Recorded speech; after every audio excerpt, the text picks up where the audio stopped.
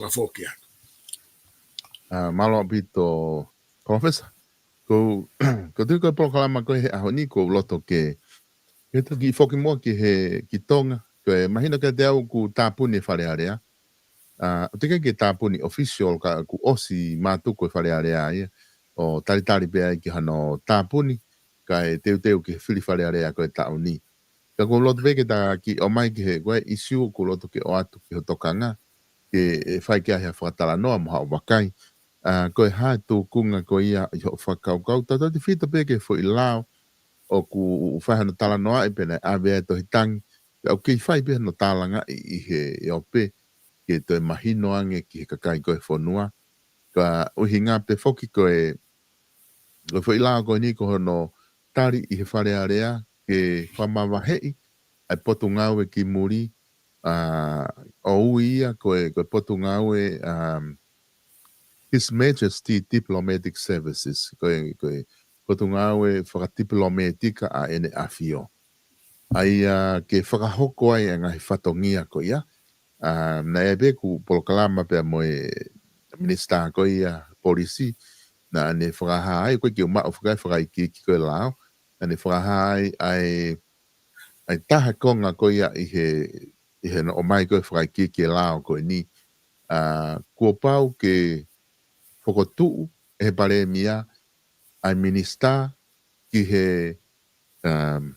potunga awe koe ni ani ko ku fai kai whakamatala pa diplomatika ai ni afio ko pau ke fokotu e pare mia tari e kabineti ai minista ke hoko koe minista pure ia ki he ngahi ngā awe koe whahoko e potunga awe koe ni o kawa e ngahi mea whaka immigration ai koe konga ia o lao na nau tari ko ngā whamatala ia o mai ka o aki mo lao ko ni ko lao ko ni na ka ke fu te hena ka ke ave ke pai ha mai talanga ke ai ka tai fonua ka te he ke tai na ave ki pare area na ka ke pai hana fu talanga i ke te lao ko ni to ke he pe no o ha ke pe o lao ya pai te ki talanoa ke ai ko le tu ko ia ko no hinga e mea ku o ku trek mai pe la ko ni a ke famon hua ko ke ni afio ko stari he pare area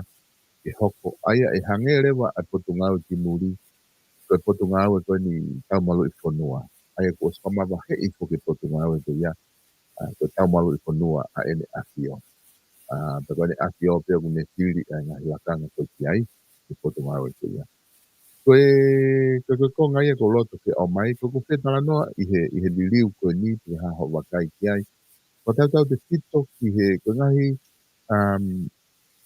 whakanga i koe lao ko ni hono tari ko ni mono whahu he pureanga ko ni ko tau te tito pe ia ke whakakau ko te mokawanti e ko hange ke ni i ko liliu ko na whahe wa ki hongo pulu o ku nauhanga pe he ko step back ai lao ko ni ko hanga tau te holo mui ki mui me he liliu pa politikare ko ia o ku pe he ne whamatala he ni i ko lao ko ni no tari he pare area o ku nehanga e ia o te whakaholo mui e tonga ki mui me te mokala te ko wakai he fo he ngahi o ngongo i Nusilani tata te whita ngahi o ngongo lalahi e kautahango lalahi i Nusilani na nau hanga fotu e whehu i koe ni koe ha uhinga koe hanga ha whehu i kene a whio koe ha uhinga o ku ke whenga e ke purei ai potu ngā ue ki muri hange i whehu i pehe o ave holo he ngahi o ngongo hen pe mo ngahi whamatala it's look like koe umea koe ni kuwhai ia i he view atu koe me ngahi whanua muri ngahi whanua te mokalati it's look like me ngahi o ngongo hange ia ha fo ilaka koe ke sai ai fo ilao koe ni me he perspective ia me muri ni kako i he view koe me he pure anga ia i he taimi ko whai whatala noa ka nau dolu nau whamatala me he minister koe ni polisi me pure anga koe o kai ko halao fo o we nia ki te ave ke kakai kono whakalao i penia kono whai penia o li liu penia me ai potunga we koe ni ke whakatatau mo kupu tolu hiwa whanoa o e konistutone. Aia ko e tolu hiwa, ko ngahi tarite, ko e whatongia ia tui. Ko e whanoa, i he tau konistutone, ko e kau minista me muri, kono taritari ki nau tolu, o kwhai he tui. Kono whiri ko e kau ambastoa atonga ke ngahi whanua muri, ko e whatongia ia tui o tohi he konistutone. Aia, ki he whamatala ko e pure anga aia. Ko e ngahi mea ko e nina e os asipena ka ke kau ia he liriu he wafi honga fulu. Ka kapahe kai ke ai e fo i lao ko na e tari, e ke i whepaki pe ai tu i pe mo e pare mia o e aho ko ia, e tai me hou maha pare mia fo o te nau whepaki pe i he whatongia ko e ni, he ku kai he ku ostohi e ko ni stuto ne ko e mawhai e ko ia, ko e whatongia ia o ku i he tu i ke ne whahoko. O ku kai kia hane kaunga ana hane whelawei, ai ririu ia ko e ni mo temo karati pe kai temo karati. Ka kou te mahau, te o atu ka te koe ke i tala noa mai ai i he kamata ko ia ka toki lava ke toki whai pe ai ha whehui mo whaatala noa palofesa. I ho wakai ke tuu koe fo i laha koe ni. Malo bito ua wawaula ko e o kou whainga tā ia i tautou tala noa ke umea koe ni. I e uhinga he o kuiai ai ngahi ta e whemahino aki. Koe. Pea moe ta e whe ilo ngaki, ta e whemahino aki, moe ta e whe ilo ngaki, moe ta e ilo. Ki he whaunga o e whonua, pea moe liliu koe na e whai. Uloa ki ko e whaunga o e whonua, mohono ngai kupu whakonistu tone, mohono anga whakakonistu tone na ulawe kia e taporo kamwhai, pea moe anga whawhonua, moe whaunga o e whonua mi ono aho. Pea koe uta e whemahino aki, ta e whe ilo ngaki, moe ta e ilo, o kune whakatupu koe ai umea koe ni. Koe inga koe kai ke tau ilo, pea i kai ke tau mausia. Koe whoki maeni ki mea oku mauakai ki ai me lo au, koe lahe upare mai a i e tau mo ui, koe whahinga e tangata, koe uhinga koe tau tono no whakai ilo. Moe tono no whakai mahino. Pe koe tae ilo, moe tae mahino. Sai koe te alu koe o nofo ha whanua, papau te hu ki a politiki ha whanua, pe ko hoto whanua tupuanga. Pe ko ha whanua ku te nofo atu ki ai hange koe ni. Ko pau ke te hanga mahino i lele e whaunga o e whanua, whakahanga whakawhanua, mo e whaunga whakapolitikare, mo e whaunga whakakonistu tone. Sai bea ka pae kai e te kau ke politiki, pa kai e te ngā aue ke hanga hi mea lalai whanua. Ka pau te nofpe ki tai apu whai pe te ngā aue ke te mo, pe sai bea ki whumahu ingai. Ka koe taimi koe hange koe tau kau wharearea, tau kau whawufonga. Hange koe tau kakai. He ku iai ai mea ai au tau whie mau o ku tuu i matau. Ke pehe ai mea. Ka koe mea koe o ku tau whie mau koe me tau pehe koe ke pehe ai mea. O ku ikai pehe ai mea ea koea. Pe o ku ikai pehe ai ne whie mau ana. Ka koe umea ko pau ke tala noai pea koi. He ka pau he kai tala noai pea koi ke mahino mo i loi koe hage koe tau lau koe tala noa loa he koe fo i palopare ma whaka atamai whaka mahino whaka ilo. Koe kuhinga u tāta anoa pehe hange ko tonga. O kulahi au peto ai kau whare area ia koe nau mahino e nau tōre e tau whaunga whaka ai whanua. Koe nau mahino e tau whaunga whaka politikare. Koe nau mahino e nau tōre e tau whaunga whaka konistu tōne. Pea bege tau whaunga whakawharea. Pea mo separation of powers. O asi mai peke a te ahuia. Malao bege o hala. Koe anga penia ka noa aku tau ataina. I koe ke pōpula au ke hata. Koe ke ngā ue au ke hata. Koe whatongia whakako, whatongia whaloa. Pea ka pau, o ku tae mahino pehe a kau whafufonga wharearea. O ku tae mahino ange kakaia. Pea kou whapapala. He ku hinga ku tā noa pehe, he ku asi mehe e tau wanga whai a ikai ke tau mahino i ai whaunga. Me moa, whaunga ona poni, whakasosiare, whaunga whaporikare, whaunga whakonistutone. Sai. Koe mea kona o tau tā noa ai, pea koe ki konga si i pe nia tala noa kona ki he omi o ke hanga o mai. Ai, anea koe ki he liriu a hingoa oe, pea liriu ke tui, hange be koe ami. Koe maari e, koe foi departmenti po koe ngā ue ne ua ku whamahino au pito, whakamahino au pito. Nai mahino au pito pe ai tawhakautau, koe tawhake a ene awhio. Pea nai mahino pe moe tawhake a koe ni ka pau na tau mahino i ai whaunga moe konistutone. Ka koe tūpunga koe i kai ke tau mahino i, moe foi liriu tai mahino i wawhea o furu, o ko tala noa mau peke ai, ka matain ke tau ha o kai hono nunua, eke iloi whaalawe koe pe lau mai fuke whahinga i ke foi liriu, e whaalawe ke ai. Ka aku pehe e uhe wawaulahi. O mai he historia mo universi ai fo ita i wā mo i wā ita, ke tau al mei poini, ki poini pi ka lava ke tau toku mahino. Koe taimi kana ku tala noa atu ai koe i he walungo fulu mo hi wango fulu, ke fo i ririu fo anawhala, o i wafe hongo fulu, ku lau mai ai kakai, lau mai kau patoa, lau mai ai. Sai, o se ne fo ita o e fia me he maono, wafe hongo fulu, ke wafe wani mai. Kamatare ke mahino mai ai foi, ai ununua o i liriu, whakatamolu, liriu tai mahino, liriu tai ilo nai whai. Pako hai o kune hanga o inu he ne awhio, inu ka atoa e tauto. Ai foi liriu tai mahino koia. Ka tau whok mai ke foi poini koe ni. Kau ki, kou whenga ke kumi holo, whenga tāka te au ki ka noa me ani he koe. He ku lahi peia koe tau tai mahino mo tai ilo. Kai tuku koa ke whoke anke ha foi poini ke ki whakamaunga ke au tāla noa.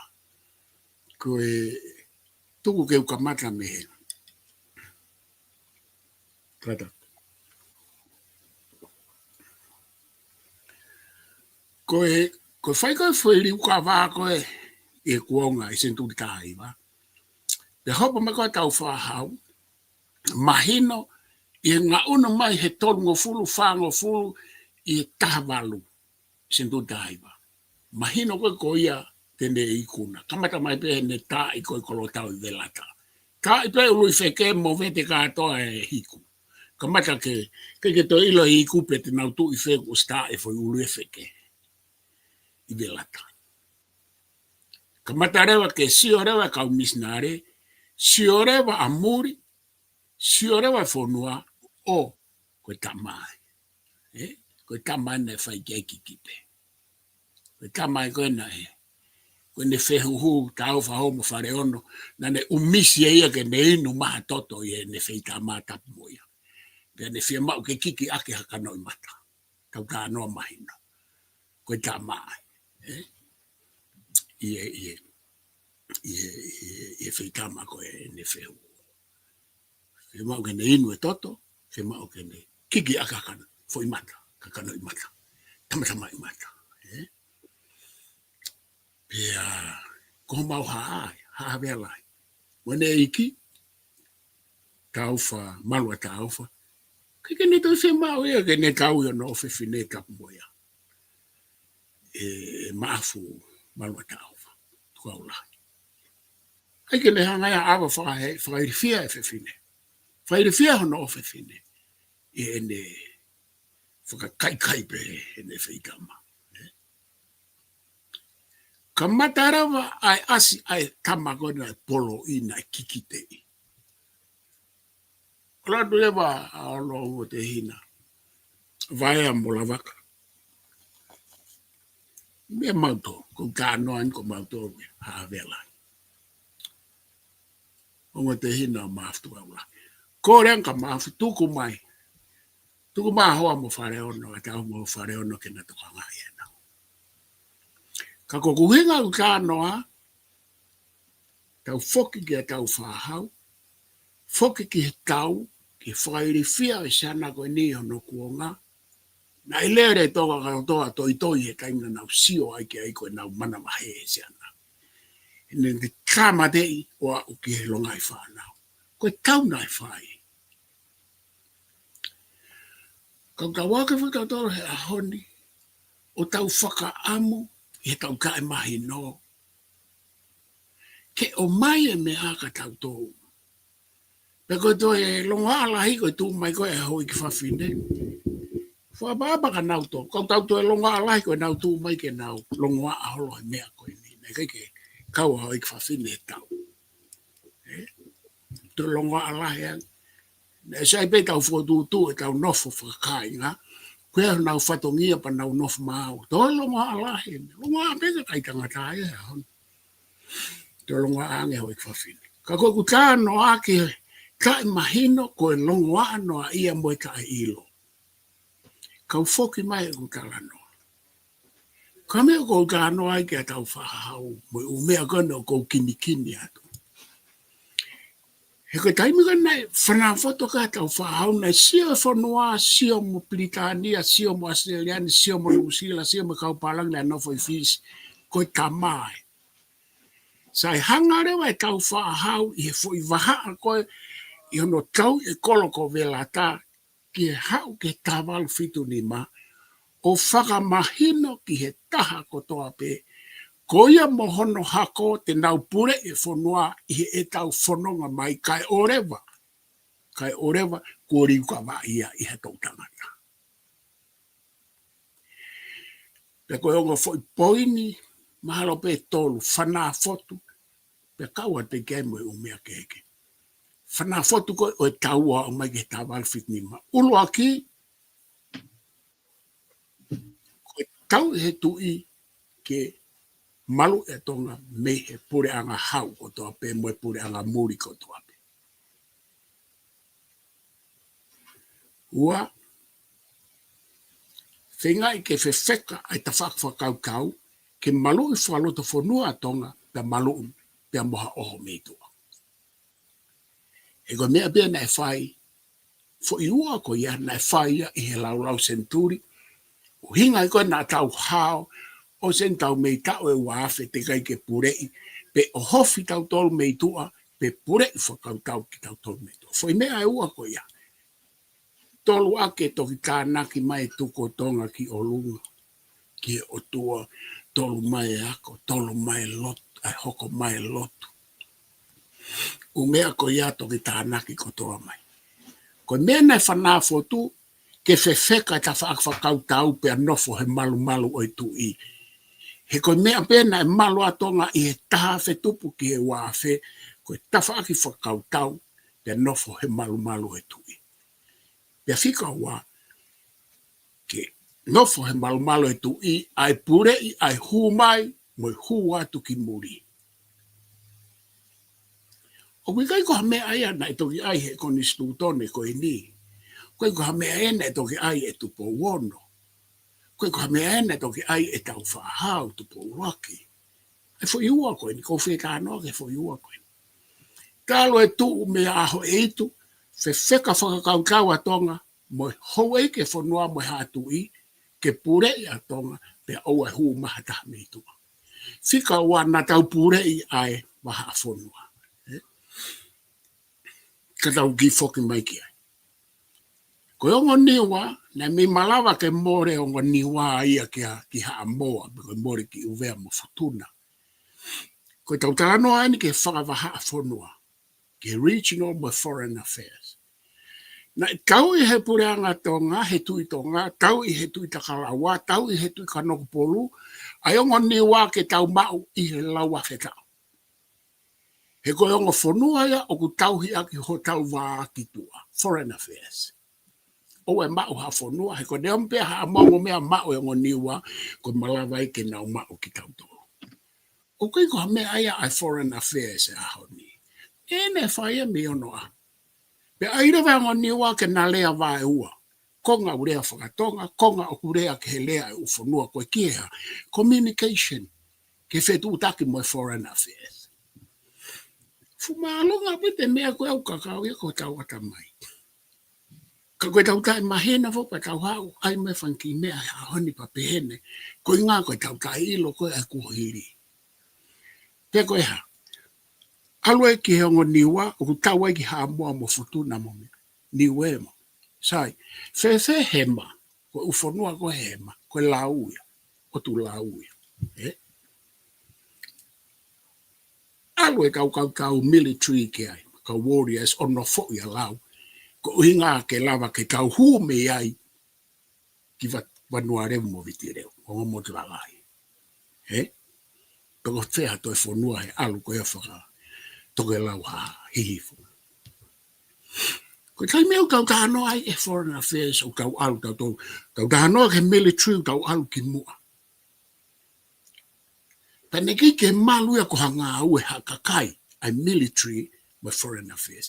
Na e malu ya he koe whakatutu ya ai hatu I mea aho eitu. Tui tonga koe ko aho eitu. Hau ke takalaua, fufua tu takalaua mo ngā motua.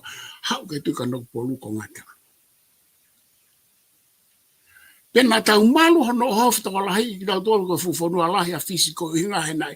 Maka tuunga e tau military. Tau ta whaak sotia ko en tau pepe ko kau sotia. Au nina nau sentana tolu ia. Ilau. Pako nau tau ken sentana pe ai tau a mi e tau mao e tau tolu ia. Mi never reef. Tau vai ua ai koe fu. Ne eu tu he kere. Kata i territory. Si zone ofisi. Kako umea motu aia. Umea ia mea noa. Pako tau hau koe ke aho ni.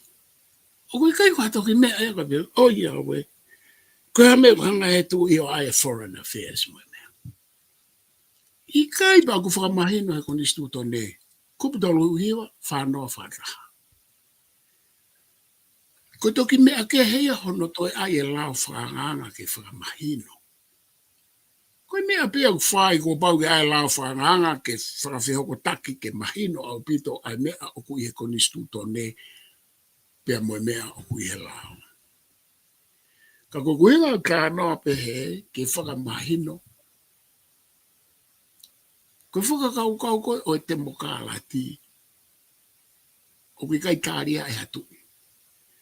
Ko whimau ke ka noa ke whakamahino, koe Foreign Affairs, koe mea ena nofo peia he malumalo e hatu I he tau e taha whetupu kohiri. Pia na tau malu ai. O ku tau kei malu he tau e taha whetupu koe nofo ai Foreign Affairs he malumalo e hatu. Koe hamika ke hawa koe tala mai ko hai koe. Na ke oswhai e fo I ngā aue koe ke malu e Foreign Affairs. Koe na kamata ngā aue ke e po aure anga koha ka meiri ku. Koe wawea e alu ke tau more. He koe ha. Ne te kei e whai e hakakai hono malu e Foreign Affairs koe whai mea e hatu I mo e nau military, mo e nau army. Koe uhinga e ako o ku puke e hatu I, koe ke tau mahino. Puke e hatu I ai ta whaakwhakau tau mo Foreign Affairs he na e puke mei mua pe o ku tau kei malua. He kei ke whea loia ke awe kau kama a military mo mea ke kau kia hai.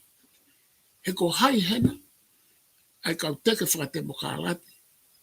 Pia mua toi taha te ne promise mai ka te au e malu e whonua ka atu ke ai Foreign Affairs mo military.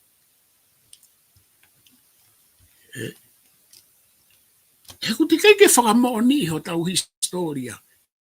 Ko e tau malu, ko nofo ai military, e tau ta whakau tau, pia me ka whaki muri I hatu I o au ke au.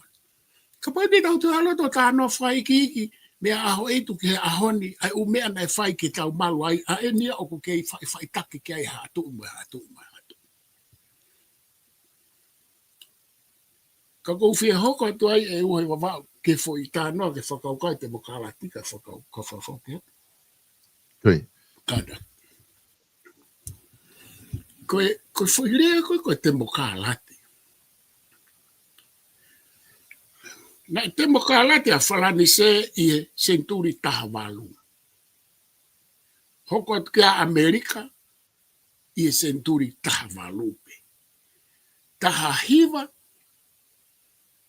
to whao e tau konistuto ne, kamata whao e tau konistuto ne. He tolungo fruto.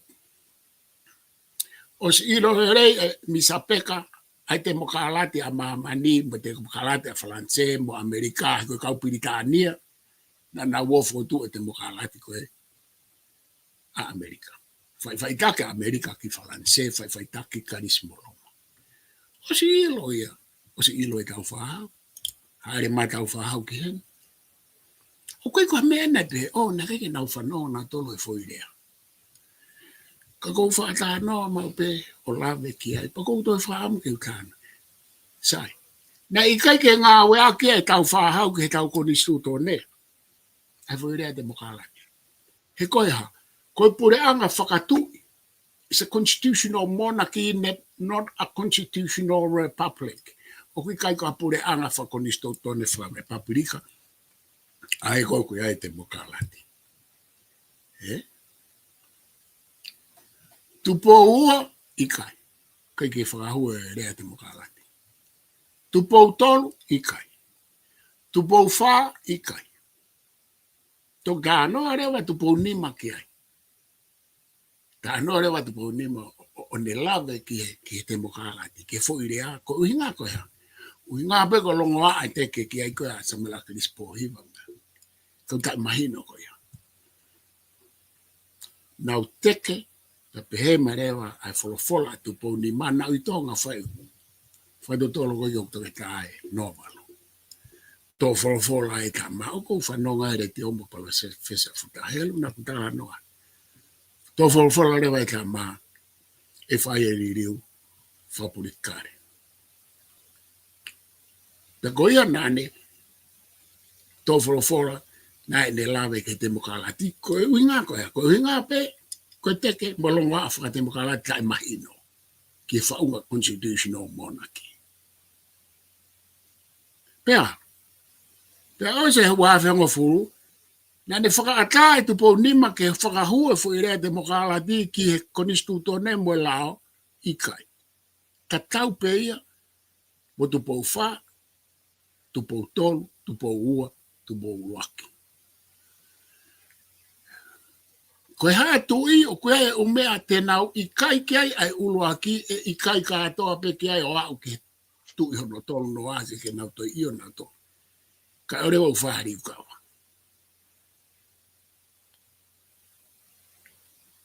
Pe koe tui koe ni, nane tō whorofora pe he kauni. Ka pau e ai a ekonomika ke whakalaka o le lei au pit, economic development and success, te tau whakakau rewa ke te mokalati. Te tau pe mo e tō whorofora tu paunima. Ka tene whakahu ke konisu tōne moe. Moe lao. Kutari koe ki ai ika. E tau hanga o lao mo e tau read a historia. Moe me au maho inga taha ke hatui, ke puke e nau maa i moa. Manadu, koe constitutional monarchy, o ko ikai ko ho maa i moa ia au. O ko ikai ko hao ngā ue ia au. O ko ikai ko hao maa i moa ia aku, koe ko hao ngā ue. Newa, so more wai whera maa i moa, ko wai ke mahino. Koe maa i moa ia ai haa tu i. Pea ko holonga a koe mo te mokalati, ege nau whakakau ia nau tō. Koe ko nau mai moa ia koe, ko mea ia au e te mokalati. Koe ko mea ia atui. Ege ke ai ia atui. Koe tangata, koe ne mahino pehe, si pe ai foi tu o ua o kai ke hoko ha mea pe tuku. O se ua fe noa ono tutu. O se ua fe hongo fulu koe ke whakahua te mokalatia. Na nau pehe nau tōlea koe nau tutu e mawivia ha mea. Koe kau whakareiti pe ia na nau whai tutu. Koe kau whakareiti koe nau mea peu whai koe tutu. Koe kau toa koe wōri a te nau tau. E ange ko kulawe koe ki mua. Ke li riu e whaunga kua pau ke whai riu kawa moe ku. Ya koe kau whareiti te nau tutu, koe kau toa te nau mau furi, whatu ulu i a society ke lawa whai e mea kou nau whemau. Koe kau whareiti te nau tutu peka ke mawivia ha mea. O se noa ono, ke kia ha mea. O se hongo furu, ke kia ha mea. Pe koe atamai koe tangata ko oku maa mo lawa whakaukau. Tene mafuri e ne whaunga mo e ne uhinga, kai lava ke taunga unu ki mua. Ya koe tangata ko atamai mama mo poto tene mafuri lewa ke lava ke ngā au e whakataha mo e tu i he i kai ke ne lava tuto e whanua pe ali riua. Pe he i kai ke ne lava whai e riu kawa. Tuka he ka pau te ke lava whai e riu kawa. Pa kou whia mau ke kau loto lahi ka no kulonga a holo i he ai te mokalati ke nau riu kawa e whanua. He koe ha. Koe mea ia e mauai ai mea kono kunaholonga anoa ia aki. Ka pau he kai ke nau whai ia. Koe fo i lea koe tau tō whara āpe i se atamake. Koe fo i longo a. Ka ate whai tānoka ni kai whakafoke atu e ue ma.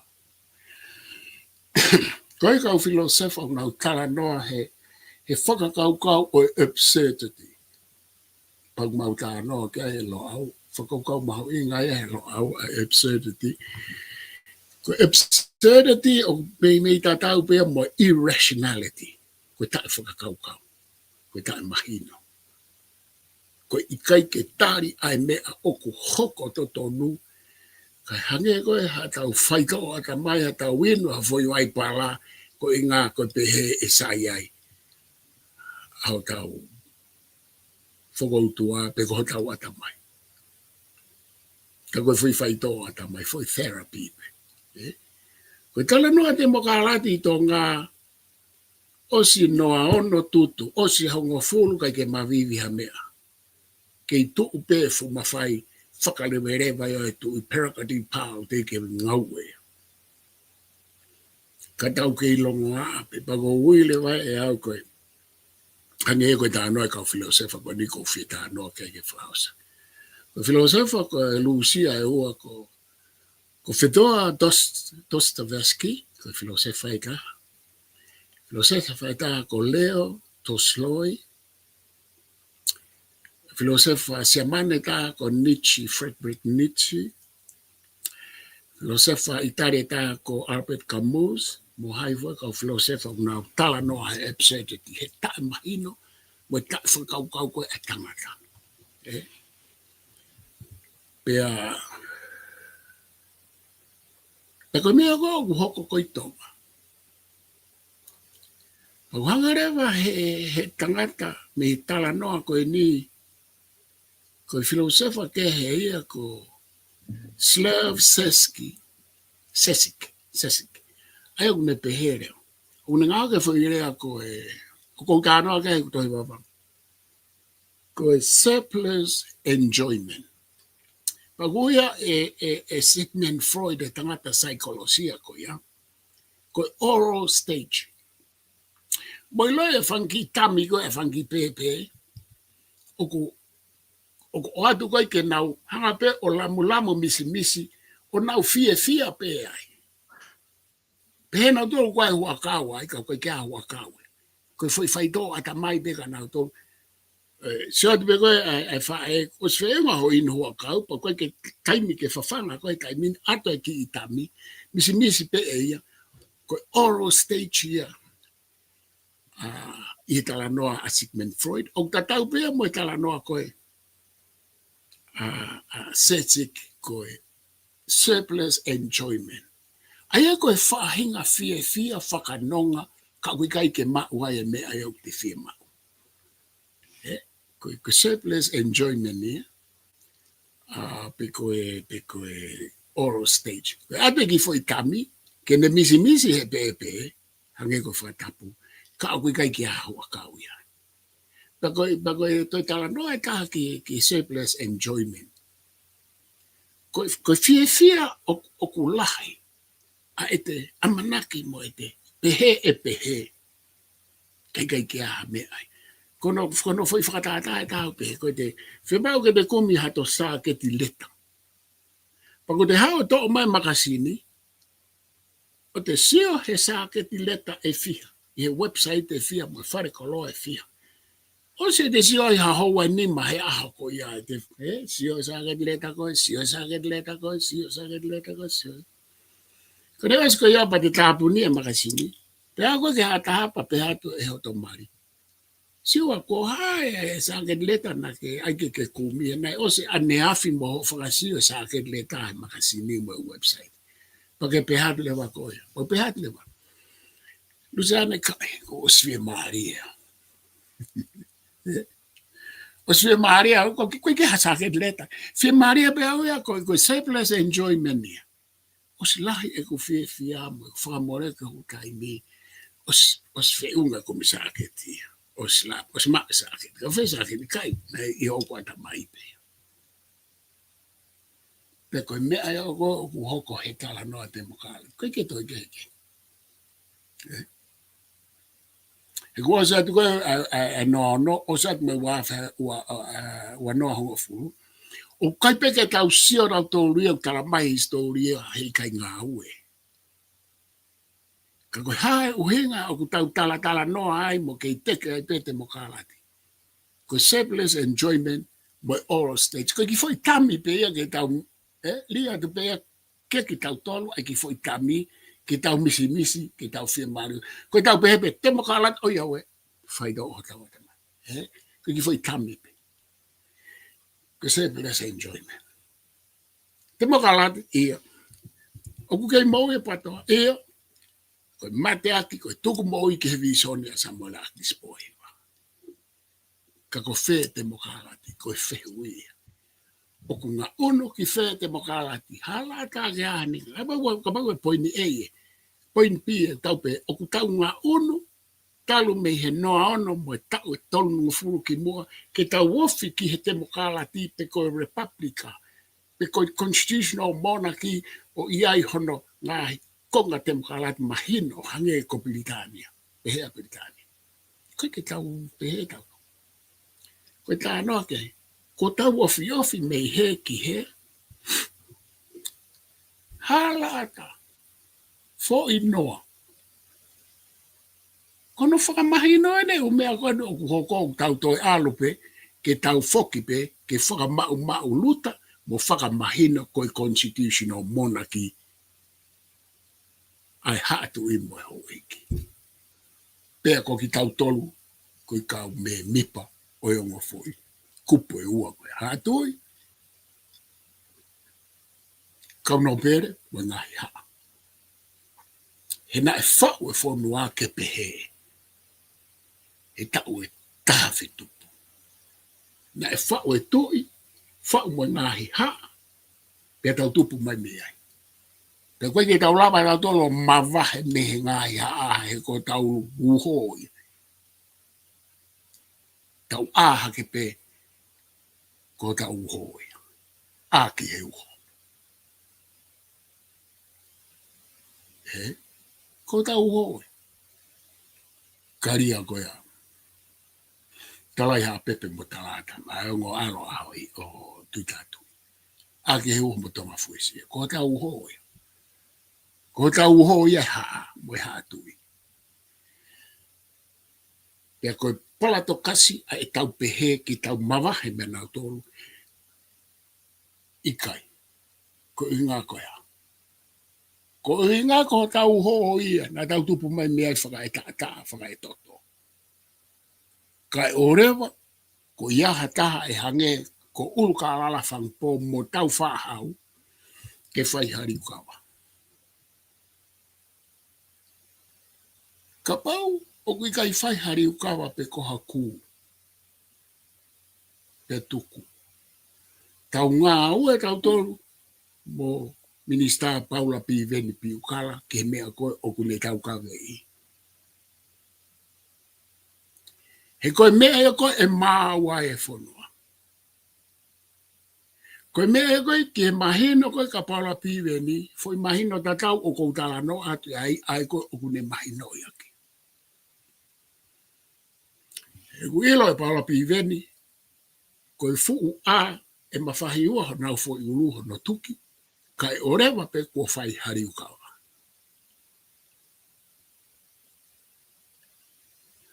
Kua pau ke tau ngā ue ke mea kou tau kawe e Paula Piveni. He koe mea ai a koe o kutomu ke tau aluai. E umahina ka Piveni, na nofo e malumalo sa mela krispohiva, na teke he patoa, pene ngā ue maene o hao kiloto o hao minista. Pene ilo ai, he kai ngā ue ha mea aia. Ka ore o whahari ukawa. Ka koe ke whiari ukawa Paula Piveni, i e mahino ka te au.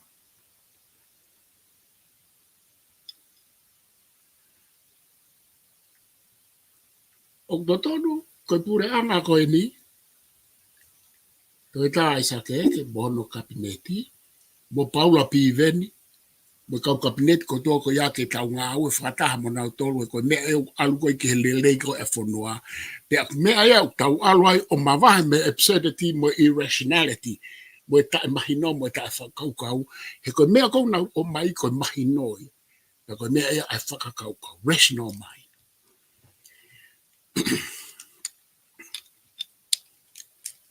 Pea mahu inga au pitai ka te au. Hange koe tau te whiri whare area koe, ni kau ki lawe a rei solo maa whana pe alu kano. Ala tu nea au ke mea te ke whai maa whenui. Whamore mo. Koe tau alo tuen ke whiri whare area koe. O kou whakaamu ke mawhuri katoa ai kau kantiteiti, mo ngahi vāhinga. O mui ke foi mea kau take he pure anga koe ni, he nau campaigni, mo nau te koe whakaamu ke nau toi hoko ake nau whoki mai. Mo mea kou teke koe Paula Piveni.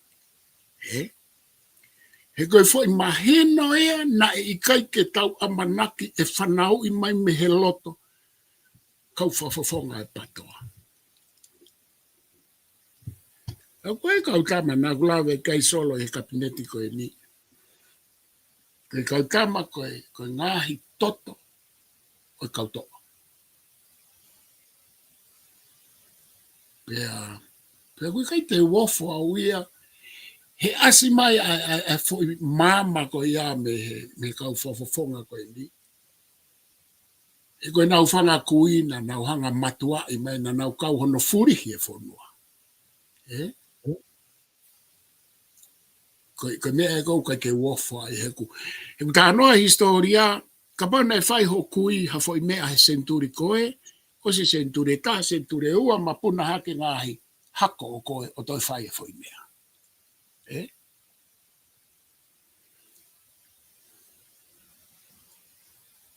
E te uwhakatata. Ko Paula Piukala Piveni koe ne kui ko tupou niua. Ko tupou niua mo urukālala whangu pō, ko hono tao kete au lua whangu pō, nana eiki taha ke urukālala ma whanga kana whehuhu pe na whae keke. A tupou niua, mo urukālala whangu pō. Tako urukālala whangu pō, na eiki keke mo tupou toa, eiki a tau whahau, kana whehuhu taha. Kia i. Ulu ki lupe, tea, o whiwhine marpo. Whatonga e angen. Ulu karala whangpo, ulu karala ua. Tupou niua ko hono toko ua. Tupou toa ko hono toko ua. Nau tamai mo whae kenge. Kau tau te hina toko tolu koe. Tupou toa e kia tau whahau.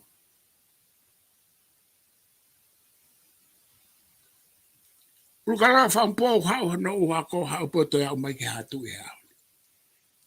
Tako koe tamasipiri ni si ena ulukala.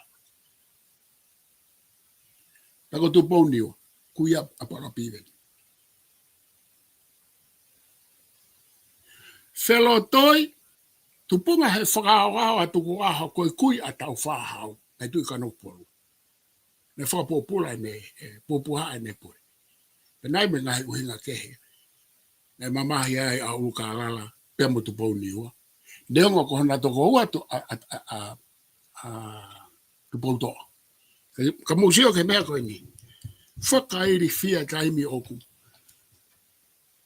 Tupu ta amake ai hatu imo hau eike fonua. Kiki ke lawa ia koe. Mea koko uta anoa ke. Mos mea. Ka te uto ta anoa teke. Kau tau te hina e toko tolu. Ta mai taha e toko ua. Tupou niwa mo ulukalala. Whae taha e toko ua. Ulukalala. Pea mo tupou toa. Whakaawao e eike tamakoe. Fono e ngo tamakoe. Ke na whakaponge tamai ahona toko ua. Ko mou whankilo ngā kain mo mou whakairifia holo. Koe ke lau ia historia. Nea mou hako mo tōne toa whakawhetai. Ka kou kānoa tau ke foi issue koe ni. Ae koe nei tupungai e tau ringi toto o au ki hono riu kawai. Ai tui tonga. Koe tupunga koe ngā tama koe ni. Tupou niua. Pe mou lukara. Kuia koe apara piveni. Poko te uofo au ia he mapuna maa apara piveni. O iae o mea o kune hau. O whai. Na keike lawa ia e hataha o whai ki mua. Pea kune whai e o mea. Hena e whai he ne kui e o mea. Ke riu kawa e fonua. O kawa o mai. Ke ahoni. Koe ngā tangata koe. Nei tok tupaka tau whahau ki mua. Koe ngā tangata na tā mai whihe riu kawa. Tupou niwa mo ukalala. Koe riu kawa i. Oe u haalahi tonga tapu mo i tui tonga. He koe whangi haa i ki hange koe. Havea si. Ko ngata tupu. Nau nofo katoa ki wawao. Havea si. Nau nofo katoa ki wawao. Ngata tupu. Koe kau tamai koe. Kau ngata tupu fuke. Aia ku mapuna mai historia. Ka kuhuma pala piveni o kaike hau ia. Ose fo iri ukawa ina whai hene kui. Nana tāmati e tui kano polu. Tau ai pe. Tau whakamanu e whanua. Tau ringi toto anga whai tapu. O a o kihe. Fotu e konistu tole. Na kaike ka mata hea e tupou toa moe. Moe laine koia. O ura kai. Pe koe laine. O tui kano polu a iri ukawa. Ka mata hea e ukalala mo tupou niwa. Pe koe tenga koia he kai mate ia he ngahi laine koia. Ai ni tau toi sioa. Pe koe kau patoa. Tonke nau marei ka atoa hako mui ka para piveni mo. Matenta pueluelu mo. Mea koe ngahi fu laine ia o ulukala. Tupou niwa ai. Matenta pueluelu mo mea. Mo kau tama koe nā koe. Ai kapinete o aho ni koe kau hako i toa ai nau whanga kui. Tonke tau alu ke ai koe kau toa ai na nau hanga whaka uri mai whanua. Pe kuna o mai na tolo koe ke na mai na tolo whai ha foi mea na whai he nau whanga kui. Na nau toa. Kau na o mai o whai foi mea ke whai toa e tau e sete timo e tau tae mahi no mo e tau irrationality. Mea koe kou pou ai ke. Pa kou whaamu ke whiri mai he kakai. Mo tolu katoa koe na i tō ngā mo mea iau. Tau hena mo tolu he tau la. Pa kou lea ke le lea e whonua. Toi whiri katoa mai kau tau ngahi wahe ngā kotoa. Te utoi lea whakamama whātu he of ke whiri. Pa te ukore ka mo tolu. Ke mo whiri mai kau kama koni ke nau whoki mai. He koe halaini ke whakamo ui e whonua au nau whenke nau teke i koe ni.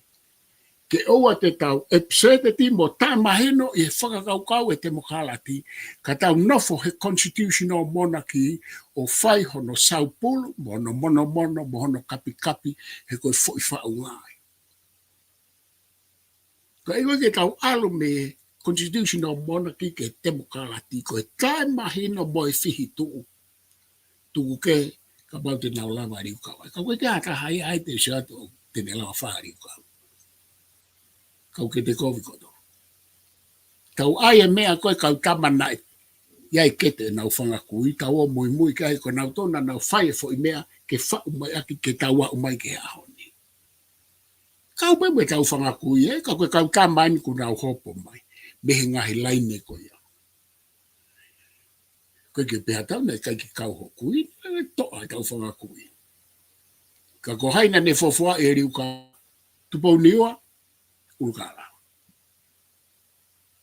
Fere kau toa ka nage ke nau fofo, nage ke nau kete ke nau hanga fofoa e fufaunga.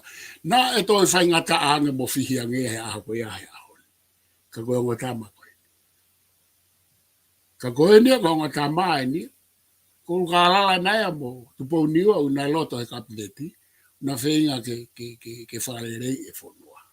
Ke ai fonua ke sai ange me whita e mahino koe nuk tau iai. Wafoke atu ho he wawau ki lai e malanga, alo tau e ke te whiri mo e mea, malo. Malo pito palofesa. Ko di mahalo ku oku te ma fana pe moi foi mau fanongo tala noa i whamatala ko ke whai. Koe konga whangeni oku whai ke whiu me ta whaaki koe taha mahino o pito. Oku keke pūri ha taha e palofesa ko tonga ko whanua ko pure anga whakatu i whakakoni stūtone pe aku os mahino pe u ta whaaki ko ia.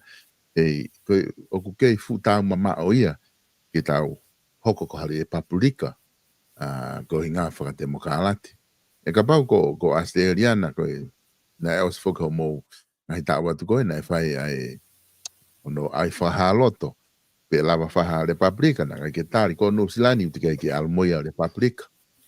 Aia ko wheho i whokia o mai whoki he kakai i he ne tuu ko ia ka ha koe ke lava ia tonga ke hange ko New Zealand mo Australia o ku pure anga whakatu i pe ka aku lahi ange ngahi mea o ku lere whakate mo ka lati ke ngā ke kau e kakai hono tata te whito ki hono whiri mai ko ia o e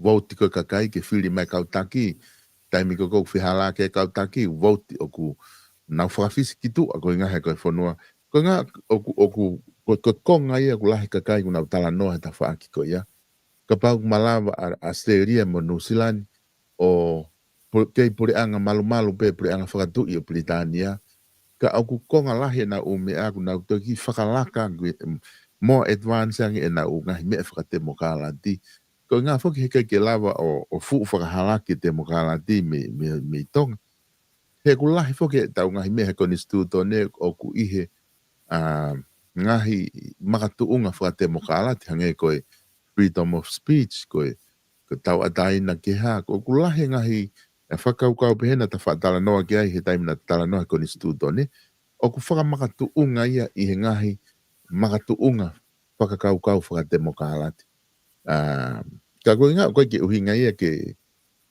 he kai ke loko ke uwhi o koe ke o atai whihui ke ko hame koe ke tau Republika ai he ku kei tuu i he tae malawa ka koe whihui ko atu e awia ko hame koe ke lawa ia tonga ke tatau mo Australia mo New Zealand o kei malu he prea nga whakatu i ka moa democratic hono whakalere e palofesa.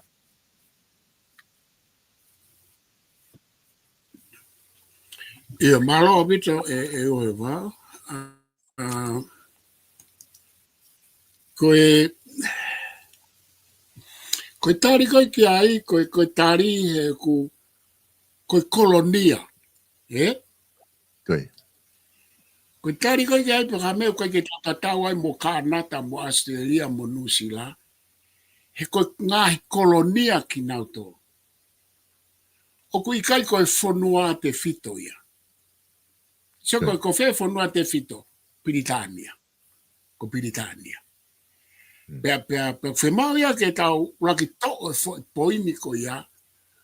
New Zealand, Australia mo Kanata ko ngahi kolonia ka aku ikai ko Britania. Ko Britania aku kehe. Ko tuunga ko ku nau iai he aho ni o ku whakamahino au bido koe ke hana ko nistu tone fo. Whamahino i he nau lao o ku iai e mea ko te mokalati he whaunga pure anga whakatui. Tohi ia he lao.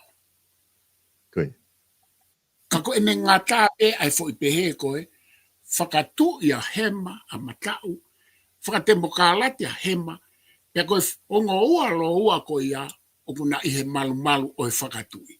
So koe whakarea mahino i ki temokala ki Britania. Whakatu i e matau, hema ai temokalati, ka koe ua i he taha, koe taha o koe malu i he constitutional monarchy, he kingdom. O koe ke malu he temokalati. So koe umahino ia ke tau whakatoka ngai.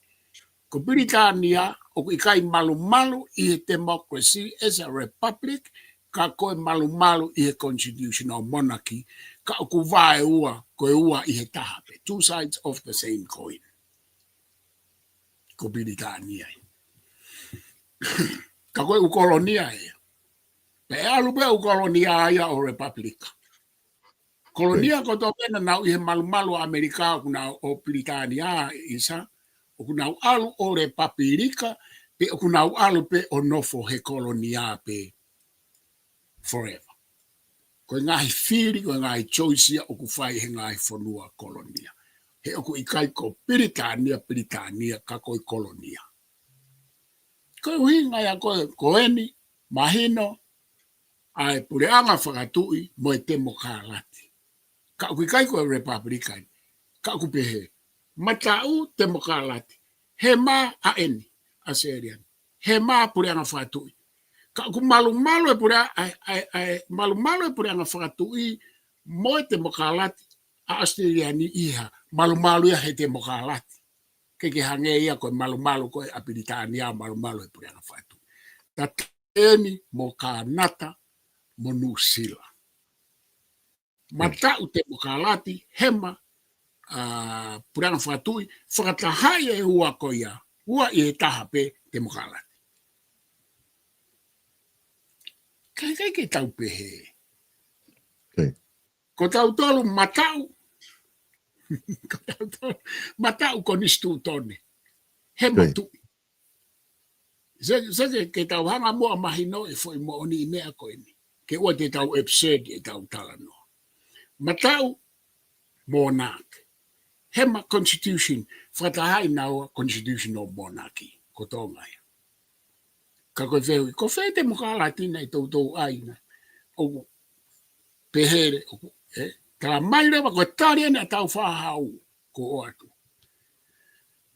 O ku wha o peia i loto. Ko uhinga ia. Ka pako tau whahau ko tau whorate. Te pehatu. Ko uhinga me kai ke ai e foi rea demokalati e konstitutone. He ko osi to o mai u nau e demokalati la lahi o fa o pe i e constitutional monarchy. Mo hanga pe o kapi mo mono pe within. From within. Ko taria na tau whahau ko ato. Pe kai ke mo lawa mo to ke mo o mai me tu a ke whakahu mai. Kiloto. Ai demokalati. Nau taratu e ua wawalai e tau tānoa ki moa. Koe foi saupolo kapi waihango furu mehe fofonga moe a fio ai tu i koe saupolo pe ai mea a tau whahao. Mehe fofonga kakai, moa kirismo mea kaukai mahino, koe saupolo ke whakatemokalatia. Two perspectives looking at things, at the same thing from different angles. Koe foi isio o ku taha he ka koe foi whakauhinga na e ua. Pe whakauhinga kehe mau peha tu ia mehe kakai. Keke hatai mia ataua e na whaui. Pe koe social pawhau ne whai hono whakamolu e ni koe kau hou ik nau pere. Nau tong nau whakamolu e foi vā koe ni. Koe whaunga na e whau ke whakamolu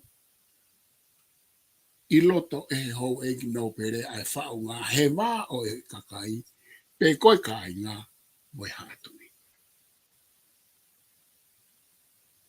Tau whae tau tau rea kau whakumai he mea koe a Paula Pive ni Minister Policy. Mou ofa mai. Mai lelei a ki mou tomo mou whanau tau whae e fo I mea koe. He koe fo I whai to oi. Koe hinga koe ue wawau na karato e koe whonga pūre koe na amana koe ke maawe ko las pekia la sike e tapu moia. Koe ke toi whiawe au ke tu e ko o sisio au e ke umea ko os whahoko pe ia.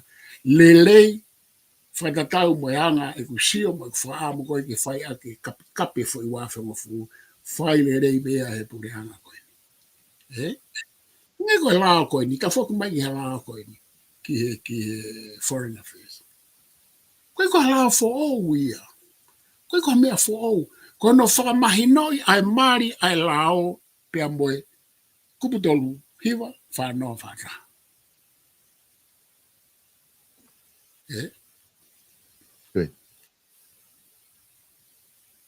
Ka pau he kake tau moia pure anga koe ni anga e sio.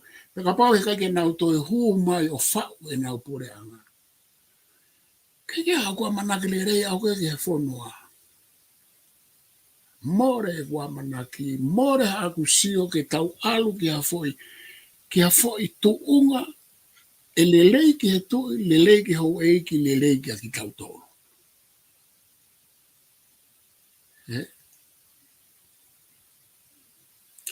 O si mau ya tamai a tau kakai he whakaukau e te mokarati. A o ki tonga. A o ke kau whai ongo ongo. Koe ke nau lau na tō whakaukau. Kuna mai na tō whehui aki ai language ai te mokarati. Ai perspective ai te mokarati. O koe ke nau whehui aki na tō nau mata. Tapu mo ki nau tō. Nau mata tō tonu. Ke nau whehui o makatu unga he tau lao mo tau konistu tōne. Namna tore ma matso ata te mokarati ke whehui aki he whonua o kui kai ke te mokarati. O kui kai ke tau te mokarati. Ko pure anga constitutional monarchy whakatui ki tau tō. Awe whehui whakatatau ke constitutional monarchy. Tatau pe ho ma whehui whakademokarati a tō ngā moho hau mo e sio whakakomniusi o whehui aka tōnga. O kai ke tatau mo komniusi. Ka koe mea ai au whainga tā e ue wawau he ko o si vari pata I ho tau ata mai o mo vari sia mui alot kai mo hafua o mea peanut butter mo mea. Mau lahi whakaukau e te mokalati na whai. Na ukau au he malanga e te mokalati e kamatana toi mago ku atikoloko a o te au he time of tonga, he time of tonga. Ko whamatala ke mahu inga o te mokalati e me hao historia. Ke ukau au e whakatutu ke whakaukau ke whakatutu e te mokalati ke eka whanua. Whamatala pe au e hako whui teke he aho ko yo. Ka koe osi koe wafe mao no. Pe osi wafe hango furu. Pe au hiki au me whui mea ko ya. Pau sio re wao koe whanua ke tau tala noa I pe ai mea he lao me konistu tone. Pe koe o mea ene silo e tau whahau democratic in nature. Kana kai ke ne hanga whakanga we ake whui rea te mokalati. Ko hinga he whihi re vai ai konistu tone. Tau, for ope ai constitutional monarchy ke tau lamu ia ke tau digest ia ke tau kamata me ai. Pe koe taha koe whaunga whanua ia koe is a monarchical system, is not constitution, it's not a republic, koe republic. Aia koe whoi me ai. Nei to ei hatu I ke mahino he koe pureanga whakatui me ono a ke tau tō, pe mahino ngofua ka tau tō. I a whio tau whahau mahino ngofua hange e tau tala noa ke constitutional monarchy tau whelahanga me concepti. Toki whai mai tala noa te mokalati malo ha PALOFESA whakahelu mo. Sa malaki spohiwa o mai. Ka koe mea ape whoki ne kai ke na tala pe he oku osi I he loto konistu tone mo lao ke whai peano kapi mo. Ka na tala noa nao koe na hanga whakahu mai. E PALOFESA whakahelu mo sa malaki. Na whakahu mai te mokalati. Ke na whakahu mai mi whe. Koe fu mea ana na stu I loto. Ngai ke toi. Ke toi. anga o te mokalati o kuilota i tau konstituto nei ka i he malu o pure anga whaatui. To au pito e tau whahau e fo i mea ke pure whaka executive ia, pure whaka wharearea, pea pure whaka mau anga. Koe fo i mea whakatonga motu a na i he tu i ka atoa ia. Executive, wharearea i he tau mawhakawa, mo e whaka mau pe tu i mene kahi haa. To au pito e tau whahau. Whakahuma separation of powers. Koe eri toia e te mokalati ko separation of powers.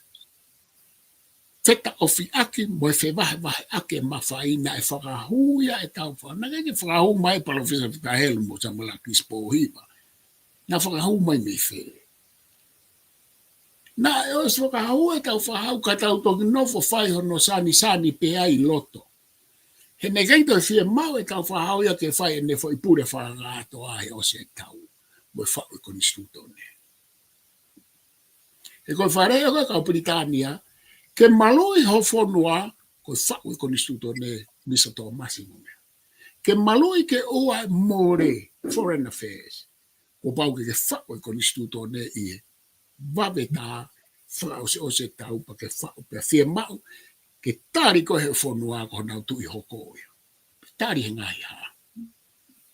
Tari e pikano polo area motua nei ke i tu e a ko ia. Leu i ke hata kalawa ki a muri ki haa mea mo fatu, no alo ko fatu. Na uhanga rewa he ngai haa o tari a tau whahau ko e fuafua tu i a ko e kanoku polo mo tu i whakakonistu. Neke ke whaha no wau. Ke tari e mau haa koa mau tolu haa vea lahi na ke mau kau mau tono whanofa tau whahau e na mau whawhipaki. I fui whanofa ko tau whahau e area motua. Paske e fui pulu. E mo hata kalawa. Ke kawa hata kalawa e whanofa tu i kanoku polo.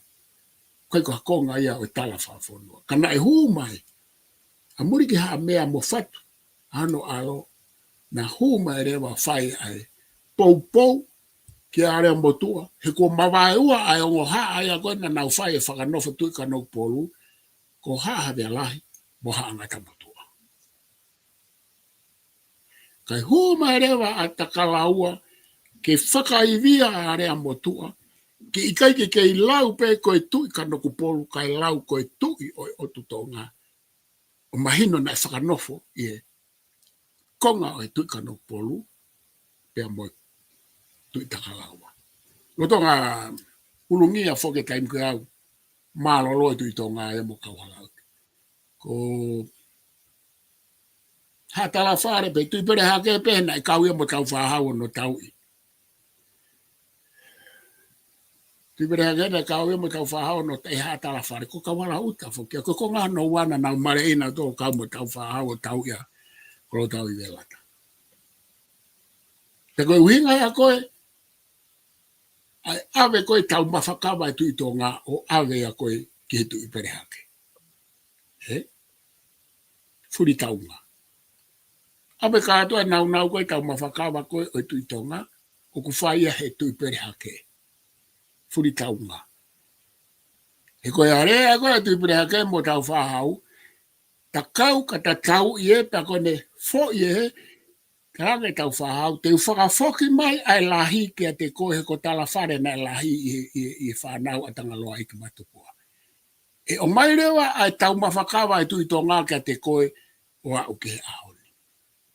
Tau mawhakawa ai ai tui tō ngā koe ke te anau tau mawhakawa. Koe tau mawhakawa koe ak nai awe e tui pere hake. Koe konga ia kau hala uta nai kau. Ai koe whai whanau ko tau whahau kau mai kei moha tala whare e nanaka.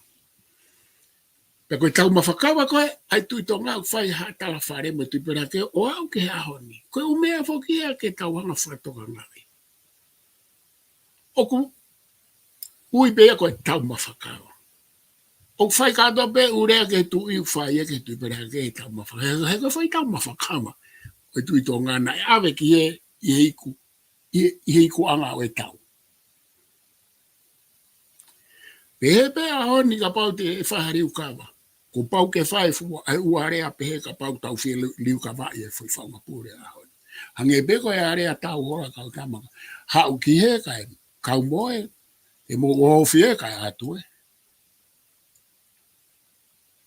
Pe te whenga rea mo atu i koe laine o tau whaau hene kamata mai, ke nau wheta ane aki mai tui pere hake, ke lawa ke whenga i ke mau kotoa u laine i he loto tui ka no polu. Tui tonga, tala whare, takalaua, mo ka no polu.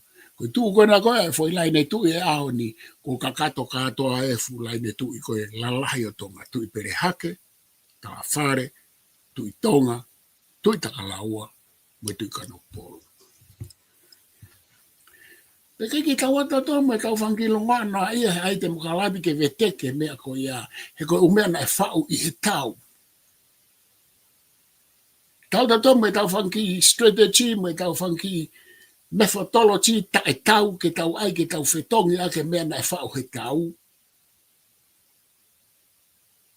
Whai e tau mo e riu kawa mo e kū kai lawa ke tau mao e umea ko. Ka ua te tau alu whakasepilus, enjoyment mo e oral stage hangi a fui tami peu tau misimiski. Tau peheu ka awa kau ka koe ke awa kau ia. Ka taki peu tala noa. Whawoke atu e oi wa. Palofesa ko tui mahalo ku mahino e whamatala ku ke whai pia ko meri e whakaukau kuina e whai ke whakatala no. Pia ko hinga ko ta taimi ka pau ko hamea ke loto ke whama apo aki ka ta toki hoko atu he te proklama ka hoko. O kou whamalo atu ohe o wau. Kou whamalo lahi e proklama ko ini. O hanga whakakau atu. E moni pe kou lava tala noa pa kou whatotoro pa uhinga ke umea ka kou whamalo o mai e whainga maari e ko eni. Ka pau nau kei ata pe mo mauiwi te urere whakawike pe hange koe talere mai. Ka kou tui koe ta whakawike ua o ku tō tonu mai a he alu ke lahi hange ai whaifatongia me kau vai koe ni. Ka kou fie fia ko kei ai pe whainga maari e. Ko polo kalama mahu inga o pito eni ka te au. Ai polo kalama koe ni. Ko polo kalama ke vahe vahe ai a e ku ngai whakaukau mo e ku tui whakapolitikare mo e ku tala noa ke fonua ke anga e tala e fonua. Pea i kai ngata ai ko e polo kalama ene o ku mahu inga o pito pea ku mana koa ki i muri motonga. Pea ko fie fia mo whamalo i e ku mau whainga maari pea mau o tala noa. Pea ko ulau mau pe polo kalama ko ini e uho wawaulahi ko e tāpuaki.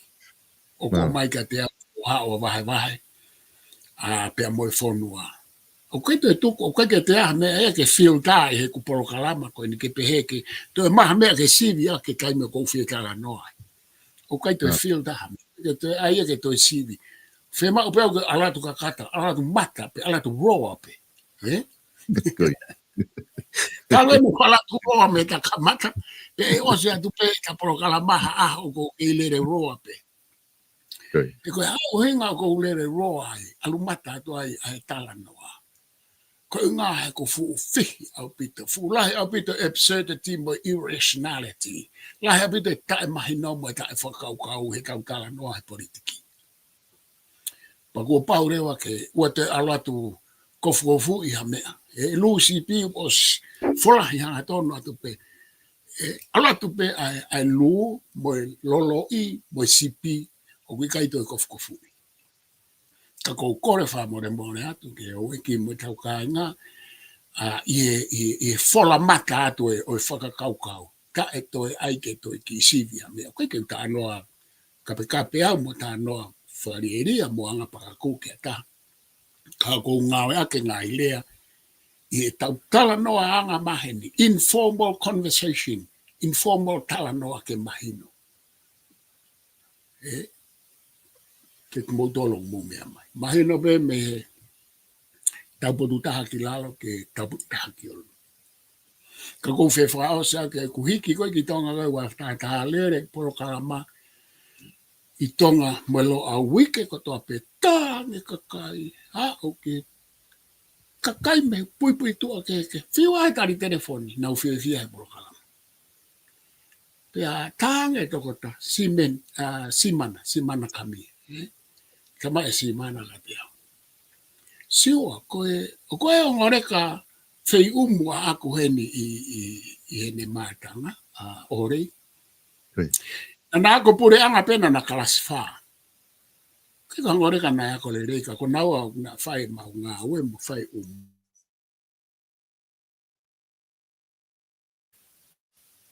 Siwa ko ngoreka ko kaimi ko na tala no e ho polo kalama. Hange ko ngoreka ko na e ako. Ai mahino ke kina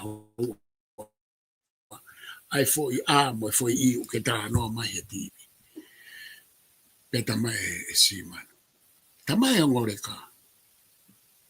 O kai ko tala hanga mai tala no ko tala no ba tala mai siman. Pena ne ave mo lusiani ki ore tu fi. O ne honga ia pe whakarere no au ito ngata mai simana. Ke loi siwa tamai ngoreka te ke hawa PALOFESA ma to ke tala no pe he mai ke na mai no. Pa wanga rewa ku tari ko ni. O karangre ko simana. Ko ku tala noa o ko whenga ke mahino e taupotu tāki o lunga o au ki he ata mai vai. Ufanga whatau. O kai ke ai au ke kalasi ko e nai kalasi whaape. Hange ko ngoreka ko. Kama mata mai hata mai vai tapu mo ia ke polo kalama. O ko whenga pe ke ka noa ke ni mahino. Pako uhinga e ku tala noa ke tala noa roa, tala noa mata. E kui kai ke te alato, e kai ke mouto e mao mo ke tolo, e tala noa me a taha mao hanga tonu pe mea te au. Alato hanga tonu pe mea te au. E ku wahe ko ini. Pako au whanga tuku e uhe o waulahi, o kuhinga e whamalo. Pako kamata atu eni, neanga u te kai ke wheho e mai ki he tau teu whiriwhare area. Kau kamata atu eni e ku kempeini, ki he pure anga ko eni, i hoku loto mo oni mo ku tui mahu inga ke nau toi whoki mai. Kato ki ai hanau ngai mea nau tole kovi au pito te whaa ngai e au hanau whoki mai o hoko atu.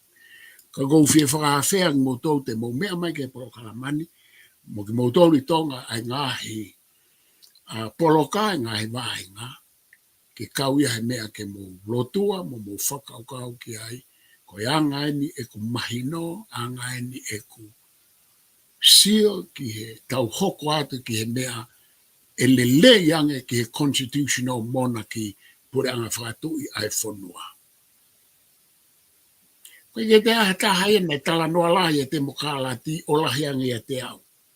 Kua upeko tohe artikolo lahi tahi tonga he historia fonua he te mokalati. Ka ihe uhinga ke heia. Kua upena ku fuafua rea ki he papliki i tonga i he te mokalati. Ai koe nei huu mai aia narison tupo o tala mai kai koa. Ko rea au he ka hiwa walu. Hanga tonu me lea i graduation ko a tenisi o e kau PA nai o vare a futa i au. I he kulea ki na ne whaamu ke ne rea. Nai hawa ai hai komu Britania mo samela Crispo hiwa ko naua bena na fufua fitau ka hiwa walu. Nau to convention a to e ka hiwa ua tala noa ke te mokalati. Ko kai mga nau lea ai te ia ta noa te mokalati. Kai ki ta noa e kaini, ko au ko uile kaini. Ka toa u kaini oi. Wanga futu mai wanga futu buke. Te kai ke tala noa kai kere a samela Crispo hiwa. Ke alu papiriki. Koe ke pehea wene te ke whata noa ke te. Tala noa hanga tonu mahu inga te mokalati ki tonga koa. Pe oho mana re sentupo ke ne ilo e ai. Ka mai ena nau ta noa kai ta hiwa ua. Le au he taha hiwa walu. Ha uia o varelau mai ta hiwa ua mo karino. Me ke na ilo mea he ta hiwa walu. Fe walu futu. Pako kuhinga e kutano. Kai ke ofi hata haya ai tohi artikolo i te mokalati o au ke artikolo na tohi e taimi o tonga. Mo o kume artikolo no pepe mo e taimi o tonga. Pia ko au na ku fua lea i te mokalati. ka kai koe uhinga ia koe ni. Pea osi pea unga unu ke hoko atu o whanatau ke usio ki evil mo liliu a society. Hangi pe koe talang koe ko tsionga ke tāna pi veni ko relate kia, ko kāinga, ko lawa ke mahino ngā fua ka te au, he nau hao he fo i kau pe au ka tau.